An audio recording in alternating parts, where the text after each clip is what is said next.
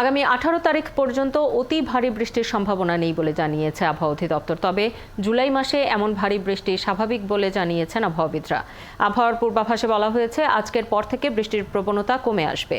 এই সময়ে শুধু সিলেট ও ময়মনসিংহ বিভাগে বৃষ্টি হবে, আর 18 তারিখের পর থেকে পুরো মাস জুড়েই সারা দেশে বৃষ্টির প্রবণতা বাড়বে। এছাড়া আজ সারা দেশে আকাশ মেঘাচ্ছন্ন থাকতে পারে।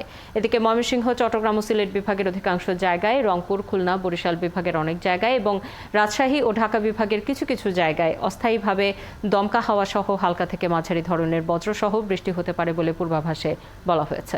এখন জন্ম সনদ দিয়ে খোলো বিকাশ স্টুডেন্ট অ্যাকাউন্ট। নিজের বিকাশ নিজে কর। আবহাওয়া পরিস্থিতির আরও খবর রাখছেন সহকর্মী রহিম রোমন। যোগ দিচ্ছি তার সাথে। রোমন, আবহাওয়া পরিস্থিতি নিয়ে আর কি পূর্বাভাস দিলেন আবহাওয়াবিদরা? এবং গতকালের টানা বৃষ্টিতে অনেক এলাকায় পানি জমে দুর্ভোগ দেখা দিয়েছিল। আজ রাস্তাঘাটের পরিস্থিতি কেমন দেখছেন?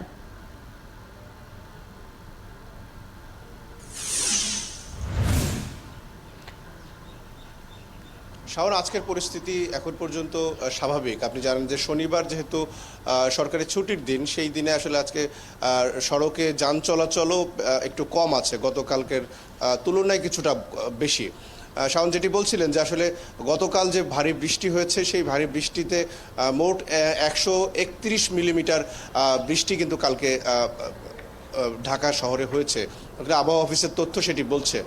আজকে সকালে আমরা আবহাওয়াবিদের সাথে কথা বলছিলাম, তিনি বলছিলেন যে জুলাই মাসে যে বৃষ্টি, এই অতি ভারী বৃষ্টি বা ভারী বৃষ্টির, সেটি কিন্তু খুব স্বাভাবিক বৃষ্টি।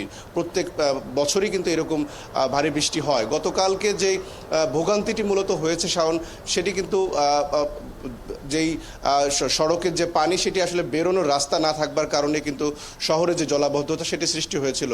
কারণ আমরা দেখেছি যে ঢাকার যে 2 সিটি কর্পোরেশন, এই 2 সিটি কর্পোরেশনে কিন্তু পর্যাপ্ত ড্রেনেজ ব্যবস্থা কিন্তু নেই।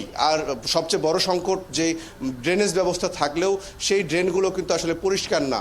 অনেকভাবেই পলিথিন সহ নানান ধরনের ময়লা আবর্জনা জমা হয়ে পানিগুলো কিন্তু বের হতে পারে না, যার কারণেই কিন্তু গতকাল যেই অতি ভারী বৃষ্টির পানিতে আসলে মানুষের চরম দুর্ভোগ হয়েছে। আবহাওয়া অফিস থেকে বলা হচ্ছে যে আগামী 18 তারিখ পর্যন্ত এইরকম ভারী বৃষ্টি বা অতি ভারী বৃষ্টির আর কোনো সম্ভাবনা নেই। তবে 18 তারিখের পর থেকে পুরো মাস জুড়েই সারা দেশেই বৃষ্টির প্রবণতা বাড়বে বলে তারা জানিয়েছেন। এবং তারা কিন্তু একটু সতর্কও করেছেন যে আসলে যেই অতি ভারী বা ভারী বৃষ্টি হয়, সেই যে পূর্বাভাস, সেই পূর্বাভাস কিন্তু আবহাওয়া অফিস অন্তত 48 ঘন্টা আগে গণমাধ্যমের কাছে দিয়ে থাকে।